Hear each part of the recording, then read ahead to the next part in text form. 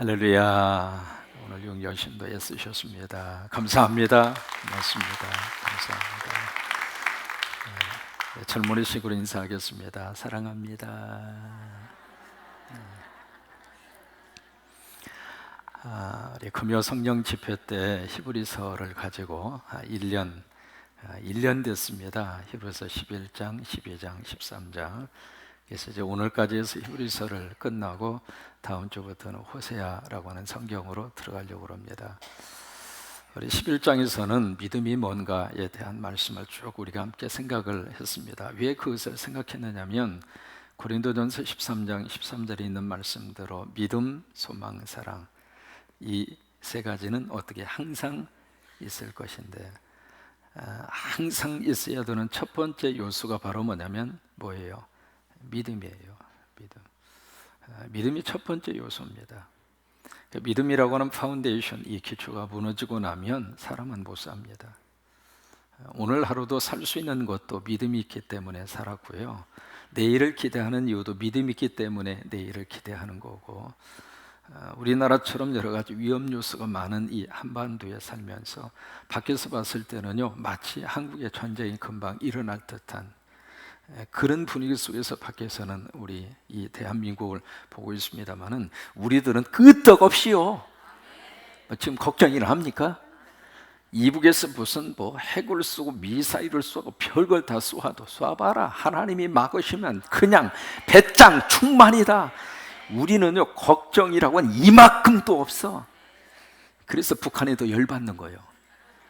이게 뭔가 좀 이렇게 하면은 자극을 받고 뭔가 막 이렇게 충격을 받고 그래야 되는데 우리는 항상 그런 일들을 1, 2년 산 것이 아니라 거의 반백년을 살다 보니까 내성이 생겨서 또 하나 믿는 게 있거든. 누구 믿어? 그런 거야.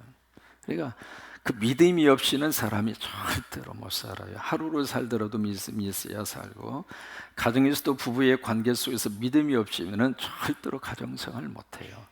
우리가 사업을 하더라도 그렇고 신앙생활을 하더라도 그렇고. 그래서 믿음, 소망, 사랑 이 세 가지는 항상 있어야 돼요, 없어야 돼요? 항상 있어야 돼. 항상. 그런데 그 믿음의 요소를 가장 하나님이 찾는 현장이 어디냐면 교회입니다. 여러분, 교회는 다른 곳으로 이루어지지 않습니다. 교회는 철저하게 믿음으로 이루어진 장소예요. 누구를 향한 믿음이에요? 수직적인 믿음이에요. 하나님과의 관계 속에서의 믿음이에요. 그러니까 교회는 다른 것을 앞세우는 장소가 아니라 사람이 아무리 많이 모였어도 그 가운데 하나님이 계시지 않으면 젊은이들의 표현대로 말하면 말짱 꽝이요. 아무리 사람이 적게 모인다 할지라도 거기에 하나님이 계시면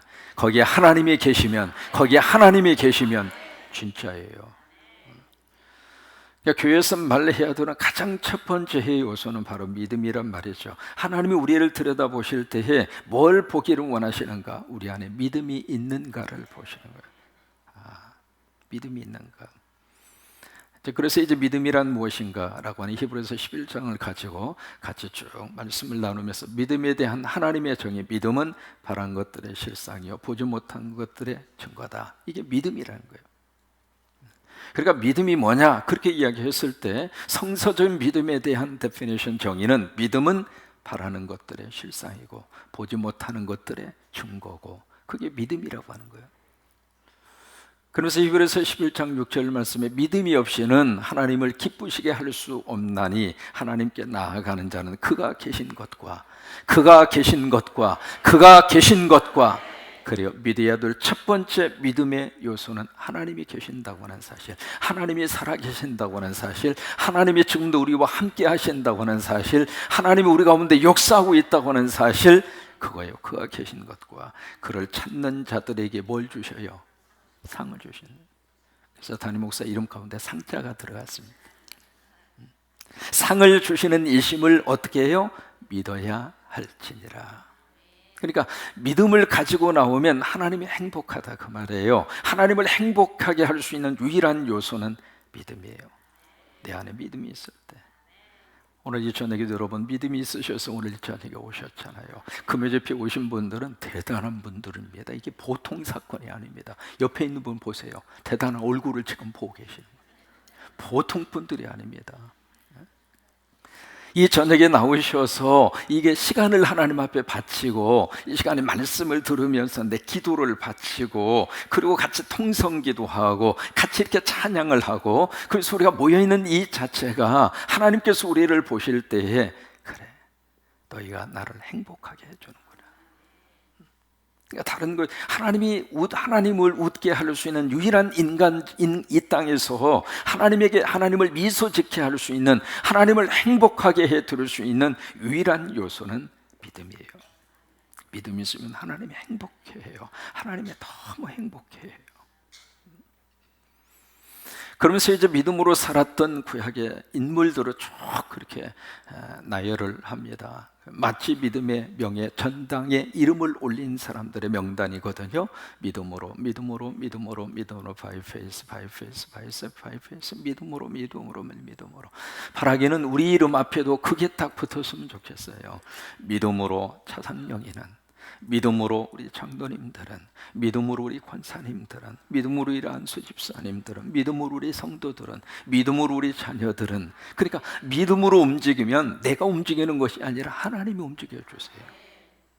그래서 믿음으로 살았던 그 인물들에 대한 마지막 결과는 너무 아름다웠어요. 근데 그 아름답다고 하는 그 개념 자체가 땅에서 생각하는 아름다움하고는 개념이 틀려요. 왜냐하면 히브리서 11장 마지막 부분에 가서 보시면 믿음 때문에 톱으로 켜기도 하고 감옥에 들어가기도 하고 죽음을 당하기도 하고 유리방황하기도 하고 심지어는 사자의 가죽을 뒤집어 쓰기도 하고, 인간의 눈으로 봤을 때에는 믿음으로 살았기 때문에 이 땅 위에서 큰 복을 받는 것이 믿음의 좋은 결과라고 생각을 하는데, 하나님께서는 꼭 그렇게만 이야기하시는 게 아닙니다. 땅에 있는 것은 있을 수도 있고 없을 수도 있습니다. 부자가 될 수도 있고 가난한 자가 될 수도 있습니다. 한순간입니다. 더 중요한 것은 하나님께서 우리를 보실 때 믿음으로 살면서 나타나는 인간적인 결과, 그것이 마지막이 아니고 마지막 믿음으로 살았던 사람의 마지막 결과는 하늘에 있습니다. 땅에 있는 게 아닙니다. 이 땅에 살면서 모든 상을 다 받는 게 아니에요. 이 땅에 살면서 상을 받을 수도 있고 안 받을 수도 있습니다. 바라기는 여러분들이 이 땅에서 믿음으로 하나님이 주시는 상을 다 받으셨으면 좋겠어요. 믿음의 상은 땅에서 나오는 게 하늘에 있는, 하늘에. 그래서 이제 믿음에 대한 정의, 그리고 믿음으로 살았던 사람의 명예의 전당을 쭉 이야기를 합니다. 그리고 12장으로 넘어가서 그 믿음에 대한 구체적인 삶을 어떻게 이 세상에서 우리가 살 것인가. 그래서 하나님께서는 사랑하는 자에게는 징계를 하신다. 왜 그럴까요? 여러분, 믿음으로 살아야 할 사람이 믿음을 거역하고 믿음을 배반하고 사는 사람을 하나님이 가만히 둘 수가 없는 거예요. 그래서 하나님이 개입해 오시는 것이 바로 징계로 나타나는 거예요. 그래서 13장에 가서는 그들에게 마지막 권면의 말씀을 하시고 있습니다. 그러면서 마지막 22절입니다. 22절에 누구를 부릅니까? 형제들아. 근데 그 다음에 23절에서도 디모데를 소개할 때 누구 형제? 우리 형제. 이게요, 형제라고 하는 이 단어가 교회 안에서 너무 축복된 단어입니다. 그래서 우리는 어떤 직분적인 호칭 그거보다도 더 소중한 것은 예수님 안에서 가족이 되는 거예요. 예수님 안에서 형제 자매가 되는 거예요. 예수님 안에서 한 패밀리를 만드는 것이거든요. 그 관계 속에서 나오는 호칭이 형제라고 하는 거예요. 영어로 말하면 brothers and sisters, 형제 자매들, 그 뜻이에요. 그런 개념에서 보면 나보다 나이 많은 사람은 언니, 형님, 나보다 나이가 조금 어리면 동생, 그리고 우리 부모님 뻘이 되면 아버님, 어머님, 그거예요. 이 시간에 족보를 제대로 따지겠습니다. 어느 분하고 족보를 따질지 지금 이 순간 눈치를 쫙 보셔서 이분이 형님이 되는지 언니가 되는지 동생이 되는지 아버님이 되는지 아니면 손주뻘이 되는지 빨리빨리 눈치껏 다 통밥을 구르셔서 이 시간에 서로 한번 형님, 그 다음에 누님, 그 다음에 동생, 한번 서로 한번 그렇게 한번 불러보겠습니다. 성서대로. 자, 언니, 형님, 동생 왔는가? 아이고, 한 달 동안 어떻게 살았는가? 아이고 우리 아우, 아이고 그냥 잘 살았는가?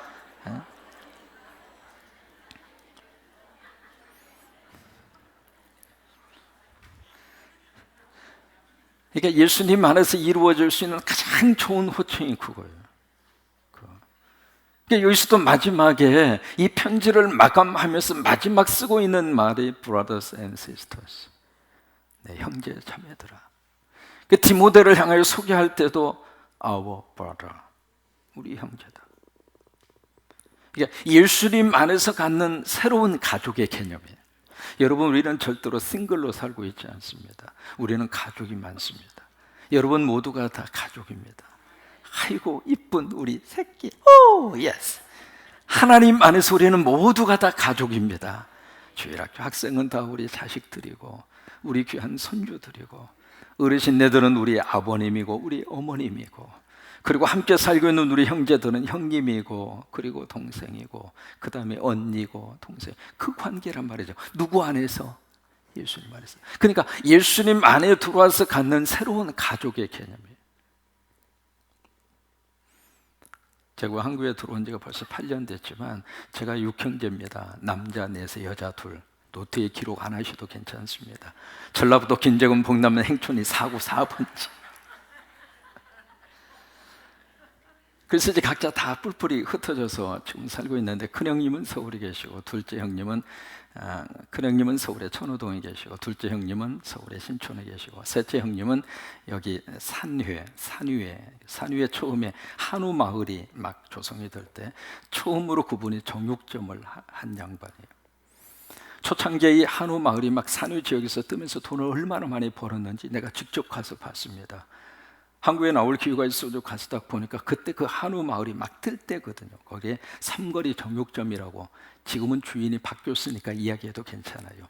그걸 이제 운영을 했는데 가서 보니까 쓰레기통 있잖아요. 쓰레기통에다가 돈을 막 담더라고. 놀래지도 않으셔도 괜찮아요. 왜냐하면 3주 만에 3억을 벌었으니까. 그래가지고 이 양반이 계속 그렇게 잘 될 줄로 알고 막 옆에 있는 것도 사고, 그 다음에 이쪽에 땅을 사서 또 건물을 짓고, 지금은 말짱 꽝이에요. 지금 완전히 다 가버렸잖아요. 좀 거기에 지금 살고 있고, 그 다음에 내 누이도 거기 산회 그쪽에서 송아지 길러요. 송아지가 한 200마리 정도, 그 정도 기르고 있고, 제 밑에 여동생이 하나 있습니다. 부천에 살고 있습니다. 왜 이야기 드렸냐면, 그렇게 형제가 지금 흩어져 살고 있는데 여기 와가지고 같이 지금 만난 기회가 한 번인가 두 번인가. 조카들이 그렇게 많이 있는데 말이죠, 조카들이 지금 제 옆에 지나가도 누군지 모르겠어요. 세월이 그렇게 흘러버렸어요. 근데 우리 교회는 어디 지나가면 금방 알아. 오늘 또 집에서 이렇게 운전하고 오는데 우리 권사님이, 해방동에 사시는 우리 권사님, 나 오늘 권사님하고 이야기는 아니요, 가운데쯤에 앉았구만. 우산을 들고 그렇게 걸어오시는데 내 뒷모습만 보고도 우리 비서실장, 아이 우리 권사님인데. 그래서 우리 비서실장 하는 이야기, 그 예쁜 권사님이 이 밤중에 혼자 다니면 어쩐대야? 예쁜 권사님 혼자 다니지 말래야 비서실장이. 걸어가는 뒷모습만 보고도 아유 우리 권사님, 그렇게 느껴질 정도로. 그러면 피를 나는 형제가 가깝습니까? 여러분이 가깝습니까? 여러분과 매일 만나잖아요. 매일 새벽에도 만나지, 구역장 살림대회에서도 만나지, 저녁에도 만나지, 주일날 또 만나지. 주일날 한 번만 만납니까? 열심히 있는 분은요 1부, 2부, 3부, 그 다음에 오후 예배까지 4번밖에 안 만나. 그럼 보세요, 아무리 형제라 할지라도 8년에 딱 한 번 만나는 형제하고 매일 만나는 여러분하고 누가 더 가깝겠어요? 예수 안에서 새로 하나님이 주신 가족이. 그래서 외롭지 않습니다. 이렇게 가족들이 있기 때문에 외롭지 않아요. 우리 아이들 왜 보고 싶지 않겠어요? 보고 싶죠. 한순간 달려가고 싶고. 그래도 그런 것을 느끼면서도 또 우리 사랑하는 여기에 젊은 친구들 보면 꼭 우리 아들 보는 것 같고 우리 딸 보는 것 같고, 그래서 나는 우리 젊은 친구들이 잘 돼야. 왜? 우리 아들, 우리 딸들이요 지금 얼마나 예쁜지 말해도 우리 아들 못지 않아. 전부 다 우리 딸들처럼 얼마나 예쁘고 얼마나 가슴 속에 지금 품고 있는지 말이죠. 아무튼 성광교회 나오는 젊은이들은 못되기만 해봐라 그냥. 정말 예수님 안에서 우리 아들, 딸처럼, 내 아들 소리하고 샤론이처럼 우리 여기 이 교회 젊은이들은 정말 예수님 안에서 우리 자녀들이 잘 되기를 바라고, 잘 될 수 있도록 우리 함께 밀어주고, 잘 될 수 있도록 교회가 길을 확 열어주고, 그들이 잘 될 수만 있다면 우리 한번 힘있게 그들에게 한번 퍼부어 보자고요. 우리는 혼자 살지 않아요. 하나님께서 주신 새로운 가족 안에서 살고 있는 거예요. 가족 안에서. 그래서 여기 형제들아, 이 편지의 마지막을 기록하면서 형제들아, 그래요, 우리는 형님이고 언니고 동생이고 서로 사이좋게 지내세요. 좋은 말할 때 사이좋게 지내요. 아니 형제, 언니, 동생, 형님, 아우 하는데 거기서 그냥 막 얽혀지면 어떻게 되겠어요? 그러니까 이렇게 하나님께서 기회를 주실 때 외직하는 것은 다 푸시기를 바라고, 예식하는 것은 다 형님, 아우, 동생 하면서 다 원만하게 다 풀어주시기를 바라고, 이렇게 말을 했음에도 불구하고 목사님 내 눈에 흙 들어가기 전까지는 절대로 나는 용서하지 못하겠습니다. 그래요? 지옥 가서 후회해요. 또 우리가 예수 믿으면 어디 갑니까? 다 천국 가잖아요. 천국 가서 얼마나 미안하겠어. 예수님이 딱 보고 있는 그 앞에서 얼마나 창피하고 미안하겠느냐고요. 그러니까 하나님이 기회를 주실 때 푸세요. 지금 원수끼리 앉았다 그 말이 아니요. 어쨌든 우리가 형님, 동생, 이 새로운 가족 속에서 만났으니까 이제 가슴 속에 뭔가 응어해진 것이 있으면은 이제 가족이라고 하는 생각을 가지고 용서할 건 용서하고, 받아들일 건 받아들이고, 덮을 건 덮어버리고, 과거를 묻지 마세요. 괜히 과거 끄집어내가지고 속상하게 하지 말고, 이제는 정말 예수님 안에서 새로운 가족의 개념으로 서로 얽혀지고 설켜지고, 나 당신 만나서 내 신앙생활에 너무 좋았다고, 나 당신하고 한 교회에서 믿음 생활하면서 너무 행복했다고, 그렇게 서로 말해주고 그 말을 들을 수 있는 정말 멋진 성광의 가족들이 다 되셨으면 좋겠어요. 눈물 흘리는 분이 있으면 외면하지 말고, 내 형제가 눈물 흘리고 있는데 가만히 있을 수 없잖아요. 내가 좀 도울 수 있는 일은 없는가? 내가 좀 그 사람의 좀 눈물을 닦아줄 수 있는 일은 없는가? 응? 그런 게 좀 필요하다고. 그런 게 언젠가 한번 그것을 꼭 해보고 싶은 게 하나 있어요. 뭐냐면 어느 교회에서 같이 이렇게 기도를 하는데 기도 제목을 이렇게 내놓잖아요. 내놓으면 그 기도 제목을 가지고 통성으로 막 기도해요. 기도하고 나서 그 다음에 가서 뭘 하느냐면, 이 기도에 응답하실 분은 없습니까? 그걸 묻더라고요. 저는 그게 굉장히 인상적이었어요. 그러니까 어떤 사람이 기도 제목을 놓고, 예를 들면 직장을 놓고 막 기도하는 분이 계시다고 한번 가정을 해보세요. 나 직장 하나님 주세요. 그래서 우리 나 먹고 살게 해주세요. 그걸 놓고 이제 같이 통성기도를 했단 말이에요. 그분에게 하나님 직장을 허락하여 주옵소서, 거기에 맞는 직장을 하나님께서 허락하여 주옵소서. 그 기도 제목을 놓고 간절히 성도들이 한 마음으로 뜨겁게 기도를 해 주시잖아요. 그 기도가 끝난 다음에 묻는 거예요. 여러분 가운데 저 형제의 기도 제목에 응답해 줄 수 있는 분은 없습니까? 그러면 그렇게 물으면 그 교인들 가운데 저희 가게에 이런 일 하실 분이 필요한데요, 우리 사업에 이런 일 하실 분이 필요한데요, 그렇게 기도를 응답해 주더란 말이에요. 그러니까 기도도 같이 하지만은 그 기도가 그 현장에서 응답이 되는 거예요. 하나님의 응답의 역사가 사람을 통해서 이루어지는 응답의 역사가 많잖아요. 하나님이 응답을 하시는데 누군가를 통해서 그 사람의 기도를 응답해 주시더라 이 말이에요. 용산 제일교회에서 제가 부교육자 생활을 했습니다. 역사가 상당히 오래된 교회, 석조로 만들어진 서울에 있는 몇 개 남지 않는 교회 가운데 하나입니다. 거의 이제 지하실 거의 사무실에서 이렇게 있다가 집에 가려고 이렇게 보니까 토큰이 없어요. 저는 토큰 시대입니다. 토큰이 뭔지를 모르시는 분은 아버지, 어머니에게 여쭤보십시오. 옛날에 시내버스 탈 때 토큰이 있었어요. 이제 그게 우리가 아무리 해도 토큰이 없어요. 거기서 이제 용마르고개에서 141번을 타고 그 다음에 성산회관에서 42번을 타고 그래가지고 팔산동에 있는 거기서 내려가지고 그 다음에 3분 걸어가면 내발산동에 있는 제가 있었던 그 집이에요. 710에 35. 이게 토큰이 2개가 필요한데 토큰이 없는 거예요. 그래서 어떡할까? 그러다가 여러분, 어떤 거든지 기도할 수 있습니다. 사소한 것이라 할지라도 기도할 수 있거든요. 그래서 기도했어요. 하나님, 나 토큰 없어요. 토큰 주세요. 오케이? 기도했어요. 기도하고 어떻게 해야 될까요? 그때부터 기도 응답자를 기다리는 거예요. 전화가 오면 탁탁 받는 거예요. 혹시 이 사람이 기도 응답자일까? 다른 손에 실컷 하고 있으면 빨리 끊으세요. 나 기도 응답자 기다려야 되니까. 말은 안 했지만 그런 심정으로 톡 하고 놓는 거예요.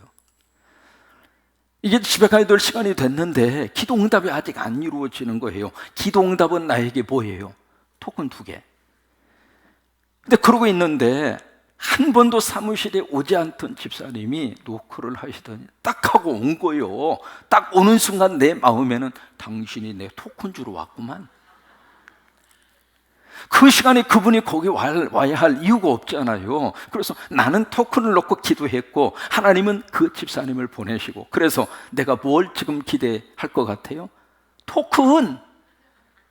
근데 이분이 토큰 줄 생각은 안 하고 업은 얘기만 신나게 해. 그래서 내 속으로, 아니 당신은 내 토큰 응답자로 하나님 보냈으니까 토큰이나 주고 빨리 가라고. 근데 핑글핑글 다른 이야기 하시더라고. 하다가 돌아서서 막 가려고 그래. 그래서 내가 잡으려고 막 그랬어요. 아니 그냥 가면 어떡하냐고. 토큰 응답자로 왔으면 토큰을 주고 가야지. 그래서 잡으려고 이렇게 하는데 이분이 몇 발자국 가다가 다시 돌아서서 하는 말이, 아이고 목사님 하면서 손에다 뭘 쥐어주고 가는 거예요. 그래서 그럼 그렇지. 그때 1,000원을 주고 가셨어요. 그때 토큰 하나가 110원. 그러면 토큰 몇 개 생긴 겁니까?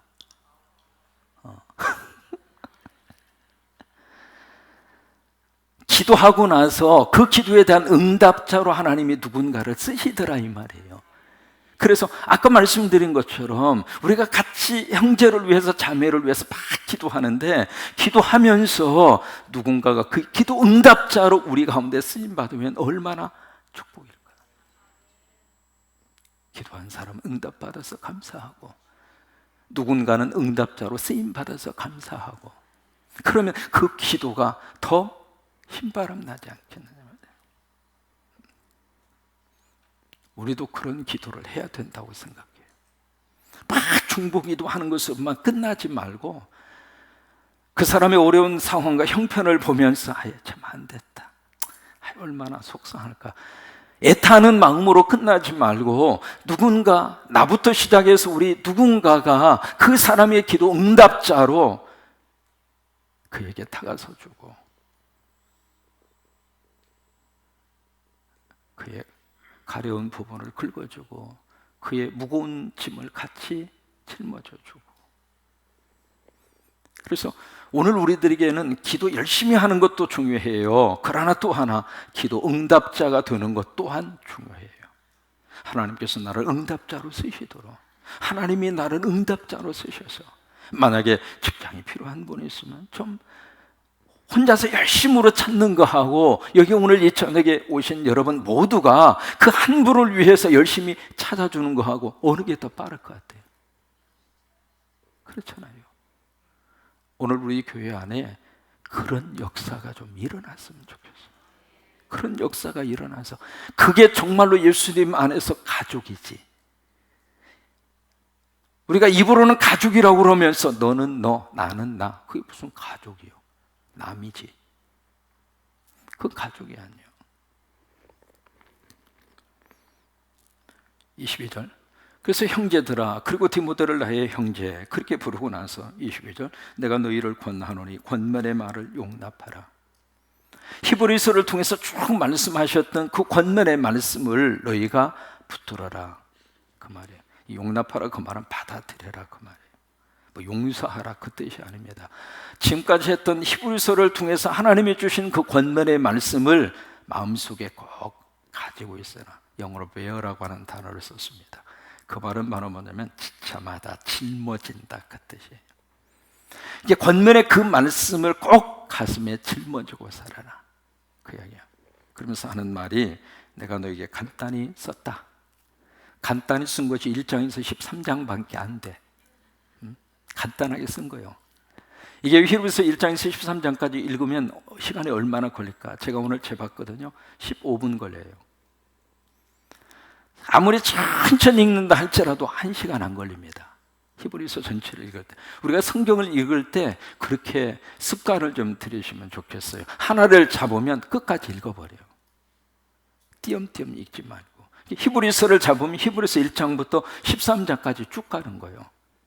그렇게 성경을 좀 습관을 들여서 그렇게 한번 읽어보셔요. 아무튼 13장의 말씀을 쓰고 나서 하는 말이 내가 간단히 썼다 그 이야기해요. 그리고 23절에 우리 형제 디모데가 놓인 것을 너희가 알아라. 희소식을 하나 그들에게 전합니다. 디모데, 우리 형제 디모데가 놓인 것. 무슨 얘기냐면 지금은 디모데에게 어느 장소 어느 곳에서 언제인가 감옥에 투옥이 됐어요.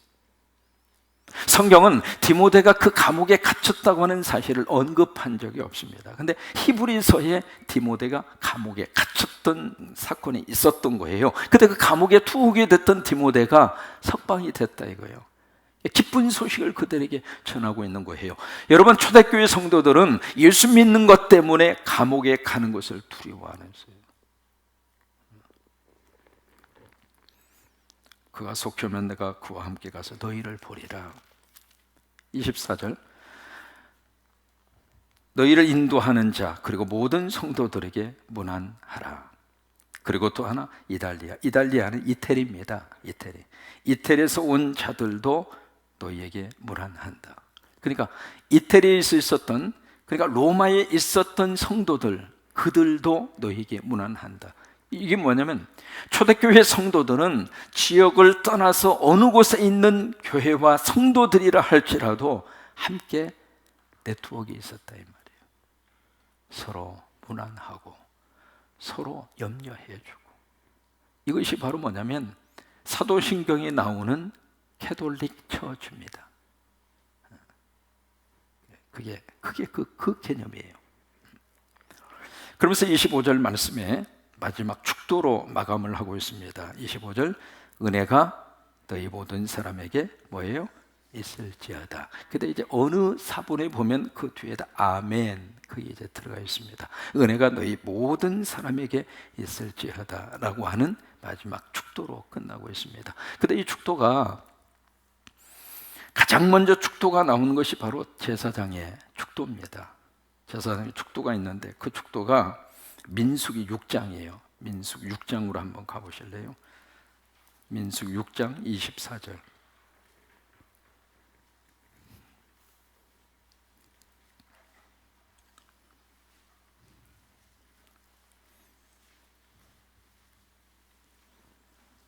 민수기 6장 24절, 25, 26절. 제사장의 축도이거든요. 제사장의 축도. 이게 지금 그 종교 개혁을 일으켰던 그 루터나 칼빈도 이 축도를 했습니다. 그리고 유럽 교회에서는 장로교라 할지라도 이 축도를 합니다. 지금도. 그러니까 이 축도의 가장 원형적인 축도가 어디에 있느냐면 바로 이 민수기 6장 24절, 26절입니다. 이걸로 지금 축도를 해요. 우리 한국교회에서는 축도가 지금 고린도후서 13장 13절이잖아요. 근데 일반적으로 유럽에서는 거의 축도가 이걸로 해요. 이걸로 하는데 같이 한번 여러분이 축도한다 생각하고 한번 같이 한번 읽어요. 시작. 여호와는 내게 복을 주시고 너를 지키시기를 원하며 여호와는 그의 얼굴을 내게 비추사 은혜 베푸시기를 원하며 여호와는 그 얼굴을 내게로 향하여 드사 평강 주시기를 원하노라 할지니라. 근데 그 내게라고 하는 인칭 대명사 거기다가 누군가를 넣는 거예요. 그러니까 구체적으로 한번 나 자신에게 적용을 해서 우리의 이름을 넣어가지고 한번 그렇게 했으면 좋겠네요. 여호와는 상령에게 복을 주시고, 여러분의 상령이 대신에 여러분의 이름을 넣으시는 거예요. 따라서 상령이에게 하지 마시고 여러분들의 이름을 넣으시고 그렇게 축복을 받으시는 거예요. 그렇게 한번 해보실까요? 여호와는 상령에게 복을 주시고 상령이를 지키시기를 원하며 여호와는 그의 얼굴을 상령에게 비추사 은혜 베푸시기를 원하며 여호와는 그 얼굴을 상령에게로 향하여 드사 평강 주시기를 원하노라 할지니라. 그러면 이 축복 기도는 남을 해주는 게 훨씬 더 은혜가 되잖아요. 그럼 여기다가 자녀를 한번 넣어보자고요. 자녀가 많으면 좀 시간이 많이 걸릴 거예요. 괜찮아요. 이 짧은 시간에 손주까지 다 하시려고 그러면 복잡하니까 대표로 집안의 장남, 장녀를 한번 해보십시다.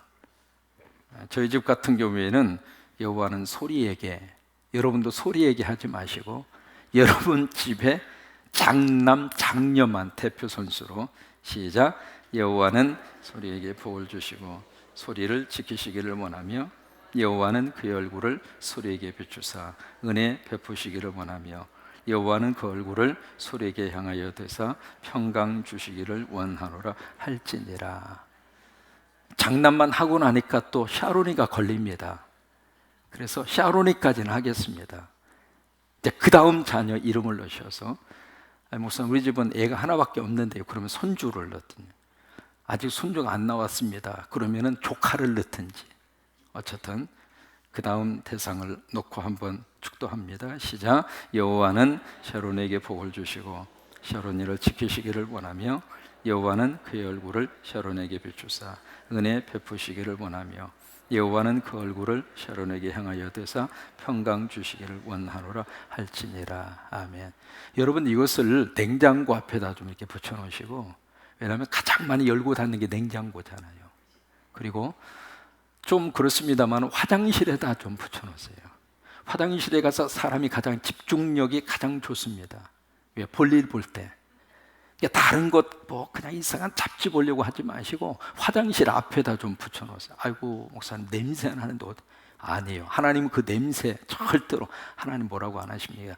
화장실 앞에다 이렇게 붙여놓으시고, 그러니까 가장 눈에 많이 띄는 장소에 이것을 이렇게 붙여놓으시고 거기에 네 개라고 하는 것을 꼭 거기다가 구체적으로 이름을 좀 쓰세요. 이름 조그맣게 쓰셔도 괜찮고 뭐 크게 쓰셔도 괜찮고. 그래서 적어도 그것을 우리가 하루에 한 번은 그대로 축복을 하셨습니다. 그러니까 여러분 제사장이 베드로서에 가서 보시면은 왕 같은 족속이요 그렇게 말씀하시잖아요. 그러니까 거기 이제 우리 모든 하나님의 백성들이 이제는 영적으로 제사장이라 이 말이에요. 그러니까 영적인 제사장의 마음에서 누군가에게 복을 빌어줄 수 있는 성서적인 축복의 그 말씀, 이 말씀이에요. 그래서 꼭 이렇게 글씨를 쓰시던 아니면 컴퓨터로 이렇게 뽑으시든지 그렇게 하셔서 꼭 그렇게 하루에 한 번은 축복을 하셨으면 좋겠어요. 그렇게 하기로 약속 안 하시는 분만 손 들어 보세요. 다 하기로 약속하셨죠. 사층도 꼭 그렇게 하셔요. 그러니까 거기다가 꼭 이 말씀을 제사장 된 내가, 특히 가정의 제사장으로 하나님이 세운 분이 남편입니다. 그러니까 남편 여러분께서는, 우리 아빠 여러분께서는 꼭 거기다가 이 말씀을 딱 해놓고 아내를 그렇게 축복하고 자녀를 그렇게 축복하고 형제를 그렇게 축복하고 그렇게 꼭 하시기를 바랍니다. 약속하셨어요? 예. 아이고 목사님 나는 죽었다 깨어나도 못하겠습니다. 그런 분은 안 하셔도 본인만 손해입니다. 그러니까 뭐 그렇게 하셔서 이 축복 기도가 여러분의 말씀이 되실 수 있게 되기를 바랍니다. 여기에는 두 가지 초점이 있어요. 하나는 이스라엘을 향하신 하나님의 행동이 첫 번째입니다. 그러니까 하나님의 백성들을 향한 하나님의 행동하심이 여기에 나타나게 되는데, 그것이 바로 뭐냐면 복을 주시고 얼굴을 내게 비추사, 그 다음에 26절에 얼굴을 내게로 향하여 드사. 이건 이스라엘 백성들을 향한, 하나님 예수 믿는 하나님의 사람들을 향한 하나님의 행동입니다. 행동. 그 다음에 두 번째 초점은 하나님께서 백성들에게 주시는 축복이 있어요. 그 축복이 세 가지입니다. 24절에 지키시기를 원하며 지켜주심, 25절에 은혜 베푸시기를 원하며 은혜 베풀어 주심, 26절 평강 주시기를 원하노라, 평강 주심. 그때 이 축도에 보시면은 모두가 다 그 앞에 24, 25, 26절 모두가 다 무엇으로 시작하느냐면 여호와는. 다시 말해서 이 복을 주는 분이 누구냐면 하나님이라고. 여러분, 복은 땅에서 나오지 않습니다. 하늘에서 나옵니다. 그러니까 하나님은 여호와는 모든 이 행동의 주체가 여호와는 이라고 하는 그 말씀으로 그렇게 시작을 합니다. 그래서 복의 근원 강림하사 찬송하게 하소서, 한량 없이 자비하심 증량할 기록도다. 천사들의 찬송가를 내게 가르치소서, 구속하신 그 사랑을 항상 찬송합니다. 그 찬송 맨 앞에 보시면 복의 근원 강림하사. 자, 보세요. 복의 근원이 뭘까? 뭐가 복의 근원이에요? 복의 근원. 이 찬송에서 말하고 있는 복의 근원은 하나님이 복의 근원이에요. 강림하사, 하나님 내게 오셔서. 복의 근원의 구체적인 내용이 예수 그리스도예요. 그래서 예수님이 복덩어리란 말이죠. 성령님이 복의 근원이에요. 그것이 복의 근원이거든요. 그 복의 근원이 강림, 나에게 오셔서.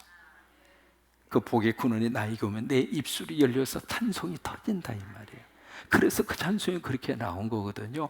복의 근원 강림하사 찬송하게 하소서, 한량 없이 자비하심 증량할 기록도. 그 자비라고 하는 게 영어로는 멀시라고 하는 말을 쓰지만 이 자비라고 하는 것을 다른 말로 인자하심이에요. 그 인자하심이 바로 뭐냐면 헤세드라고 하는 말입니다. 그 헤세드라고 하는 말이 바로 뭐냐면 사랑이에요. 그러니까 한이 없는 사랑하심이 우리 스스로가 그걸 자로 잴 수 없을 정도예요. 왜? 복의 근원이 내 안에 있으니까. 그러면 복의 근원이 내 안에 있으면은 복을 따라가는 사람이 아니라 내가 복이란 말이에요. 이것이 창세기 12장 2절이에요. 너는 복의 근원이 될지라. 아브라함을 하나님이 부르셔서 하나님이 아브라함에게 주셨던 그 말씀, 너는 복의 근원이 될지라. 그 이야기는 바로 뭐냐면 여러분이 바로 복덩어리란 말이에요. 옆에 있는 분 보시면서 축복하세요.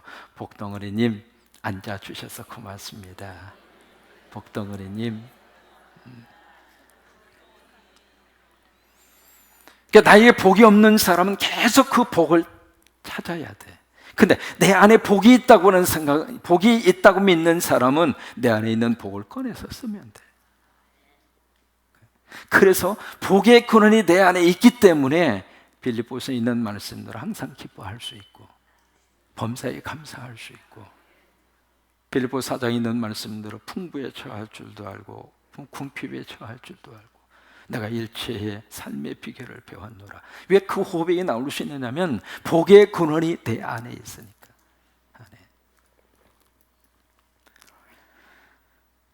축도의 내용은 세 가지입니다.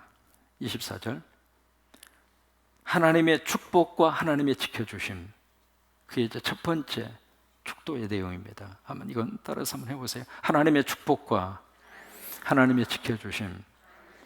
여기 이제 복을 주시고, 이 복은 축복인데요. 이 복을 이 복은 우리가 살면서 이 세상에 필요한 모든 것이 바로 이 단어 속에 들어있어요.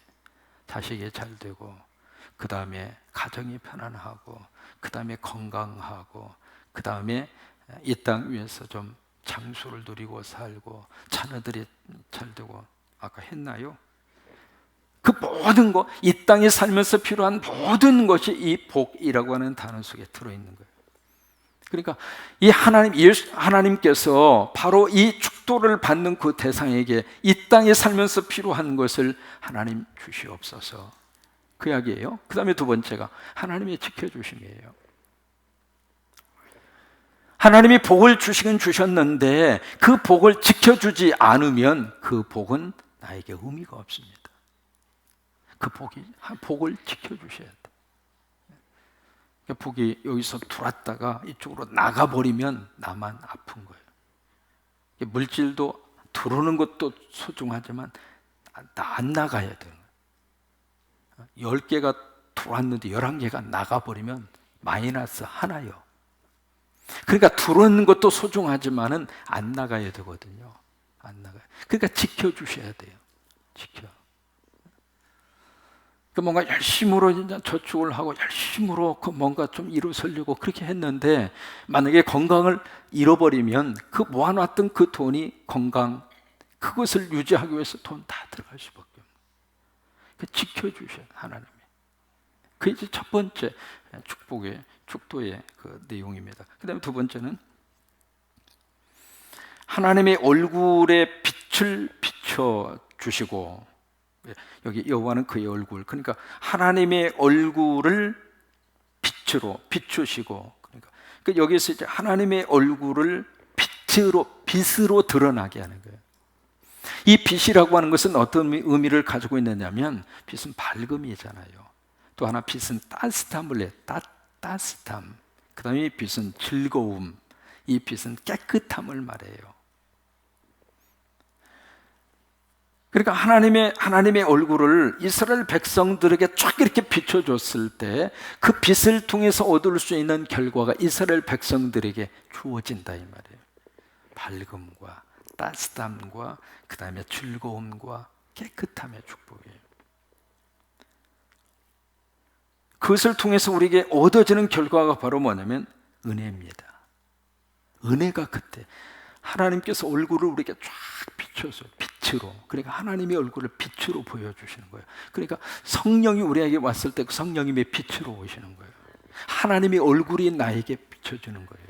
그러니까 말씀이 내 속에 임하여 올 때에도 말씀을 들을 때 우리 속에서 뜨겁지 아니하더냐, 바로 빛으로 오신 거예요. 말씀이 내 속에 빛으로 오셔서 내 안에 있는 어두움을 다 몰아내는 거예요. 내 안에 있는 걱정을 그 빛 되시는 말씀이 내 안에 오셔서 다, 그래서 말씀을 듣고 나면은 몸이 가벼워져요. 하나님의 얼굴의 빛이 나에게 비춰지기 때문에, 그러면 내 안에 결과적으로 오는 것이 바로 뭐냐면 그게 은혜라고 하는 거예요. 은혜. 세 번째, 얼굴을 드사. 이건 적극적인 행동입니다. 적극적으로 하나님께서 얼굴을 드시는 거예요. 이것은 내가 무슨 자격이 있어서 하나님의 얼굴을 드시는 것이 아니라 자격하고 상관이 없습니다. 그냥 일방적으로 하나님이 얼굴을 드시는 거예요. 그리고 나서 뭘 주시는가? 평강을 주셔요. 이 평강이라고 하는 말이 샬롬이라고 하는 말입니다. 이 샬롬이라고 하는 단어는 성경에서 너무 여러 가지 의미로 쓰는 단어가 이 샬롬이라고 하는 말의 뜻인데, 번역도 여러 가지로 합니다. 이 샬롬이라고 하는 말을 한번 따라서 한번 해보셨으면 좋겠어요. 평안, 화평, 안심, 화친, 형통, 이게 다 샬롬이라는 말입니다. 그러니까 샬롬이라는 단어가 성경이 이렇게까지 다양하게 번역이 되어져 있어요. 또 한번 해봐요. 평안, 화평, 화친, 형통.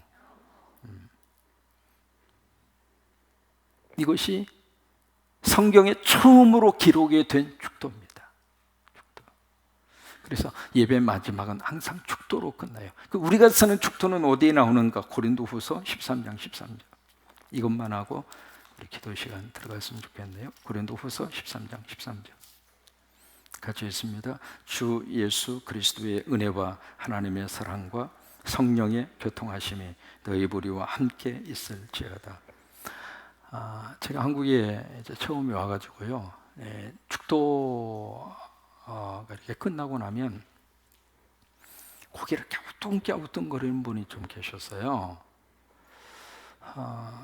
그러다 그분이 참다가 나중에 와서 정식으로 그러더라고요. 목사님, 왜 찌어다라고 그러세요? 있을지어다? 왜 그러세요? 그러더라고요. 그래서 왜요? 뭐가 좀 이렇게 뉘앙스가 잘못됐나요? 그랬더니 이제 한국 교회 안에 이 마지막 축도의 끝마무리 때문에 말이 그렇게 많습니다.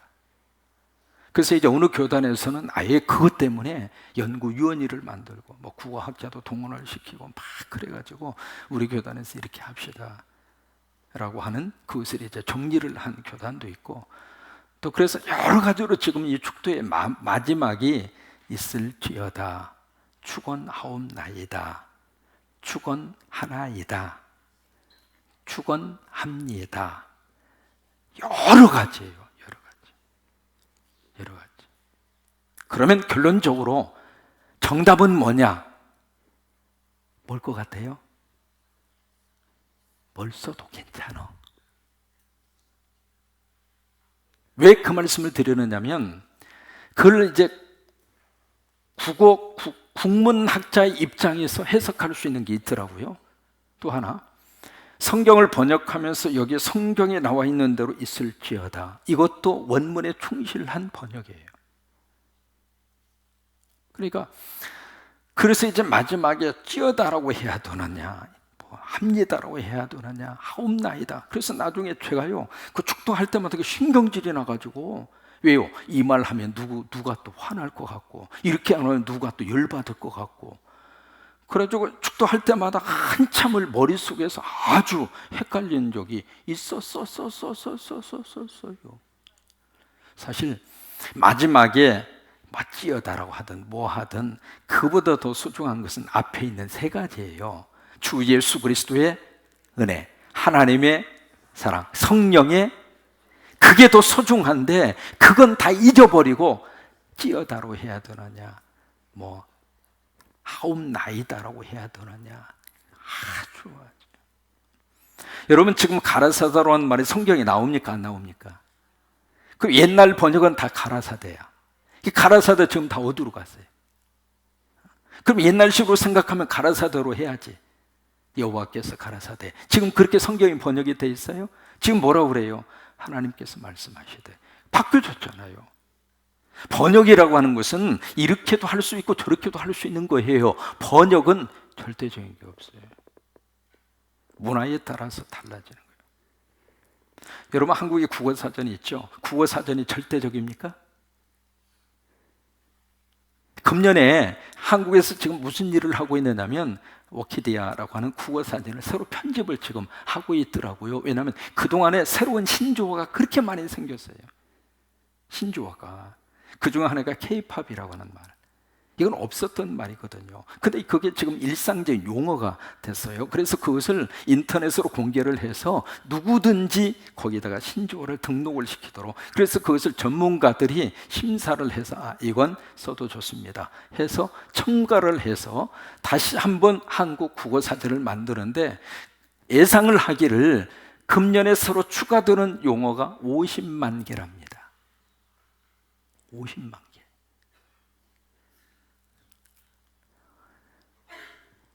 그래서 우리가 성경 속에서 지엽적인 것 가지고 가장 중요한 것을 안 놓쳤으면 좋겠어요. 그러니까 제가 찌어다라고 하든지 하옵나이다라고 하든지 합니다라고 하든지 어떻게 하든지 열받지 말고, 따라서 말하실까요? 교회 와서는 은혜만 받자. 세상 살면서 열받을 일이 한두 가지입니까? 그러니까 가장 중요한 것을 잊어버리고 그 지엽적인 것이, 물론 통일이 이루어지는 거에 최고 좋죠. 그러나 그보다 더 소중한 것은 그 앞에 있는 부분이라고 하는 거. 그래서 요즘에는요, 축도할 때 이전에 헷갈리게 안 하려고 내 식대로 축원합니다로 그냥 통일을 해버렸어요.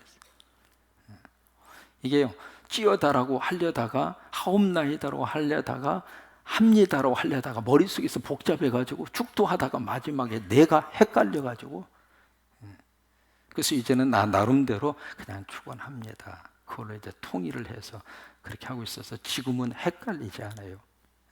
근데 어쨌든 처음에 이제 그런 일들이 좀 있어서 아하, 이 문제가 굉장히 예민한 문제였구나 라고 하는 것을 그때 느끼게 됐습니다.